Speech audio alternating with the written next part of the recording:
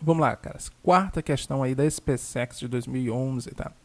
3 blocos A, B e C de massas 4, 6 e 8, respectivamente, ou seja, a massa desse cara é 4, a massa desse cara é 6 e a massa desse cara é 8. São dispostos conforme representado no desenho abaixo, em um local onde a aceleração da gravidade vale 10.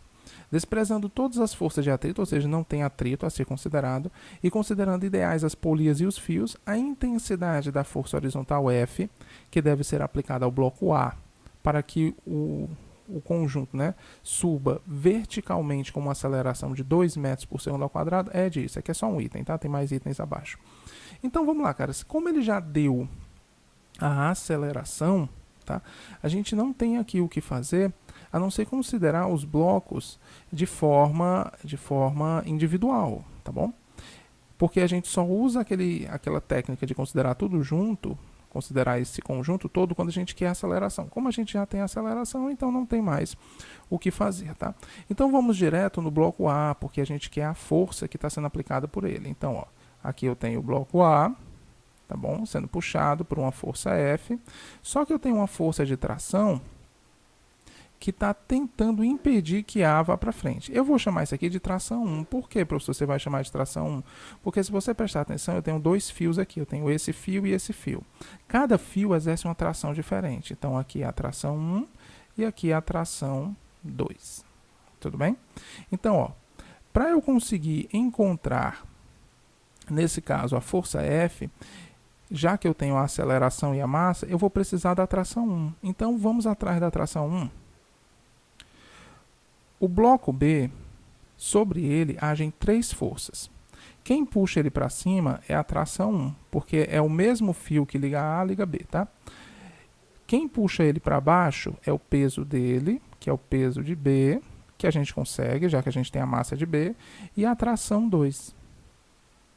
Embora o B esteja subindo com a mesma aceleração com que A vai para frente, nós temos aqui um problema, porque nós não temos nem a tração 1 nem a tração 2, então não tem como achar nada.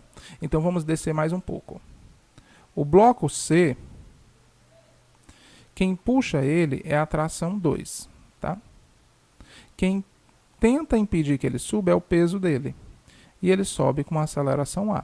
Ou seja, a gente só precisa achar aqui a tração 2, tá? Já que é fácil achar o peso. Professor, peraí, quando é que eu não posso resolver? Eu não consigo resolver, cara, quando eu tenho mais de uma força para ser achada. Quando eu tenho só uma força para ser achada, eu consigo. Que é esse caso aqui, ó, só tem uma força para ser achada. Então eu acho esse cara aqui, aplico aqui, acho o T1, depois aplico em cima, tá? É uma escadinha. Então vamos lá, vamos aplicar a segunda lei de Newton para o bloco C. Força resultante é igual a massa de C vezes a aceleração. A força resultante vai ser, quem está a favor do movimento é a tração 2, é positiva. Quem está contrário é o peso, é negativo. Então, a tração 2 menos o peso de C é igual a massa de C vezes a aceleração. A tração 2, ela vai ser o peso, que é a massa de C vezes a gravidade, vezes 10, né? É igual a massa de C vezes a aceleração. A massa de C nós vimos que é 8. Então vai ficar T2 menos 8 vezes 10 é igual a 8, que é a massa de C, vezes 2, que é a aceleração. Então fica TC é igual a 8 vezes 10 dá 80. Eu passo para o outro lado, ele vai positivo. Então fica 80 positivo mais 8 vezes 2, que dá 16. Então a tração do fio 2 vai ser 80 mais 16, que é 96 newtons, tá? Achei a tração 2, agora eu vou para cá. Aplico a segunda lei de Newton para ele, já que eu já tenho a tração 2. Então fica, ó, força resultante é igual a massa de B vezes a aceleração. A força resultante vai ser, de novo, o somatório das forças considerando o sinal. Quem está para cima vai ser positivo e quem está para baixo vai ser negativo, tá? Então vai ficar tração 1, que é a positiva, menos o peso de B, menos a tração 2, que está para baixo. É igual a massa de B, vezes a aceleração, tá? Então vai ficar, tração 1 não sei. O peso de B é a massa dele vezes a gravidade. Já vou fazer direto, tá? Porque você já está bem grandinho aí, já entendeu. A massa de B é 6 vezes 10 dá 60. Então, o peso é sempre a massa vezes 10, não esquece disso. A tração 2 nós vimos que é 96. A massa de B é 6, a aceleração é 2, 6 vezes 2 dá 12. Então, fica tração 1, menos 60 menos 96 dá menos 156, igual a 12, tá? Eu passo esse cara para o outro lado, ele vai positivo. Então, nós temos aí, tração 1 vai ser igual a 156 mais 12. 156 mais 12 dá 168 newtons. Tudo bem? Então, essa é a tração 1. Professor, achei a tração 1, agora eu posso ir lá para cima, não pode? Pode sim, cara. Então, vamos lá. Como o bloco está se movendo para a esquerda, quem está para a esquerda é positivo e quem está para a direita é negativo.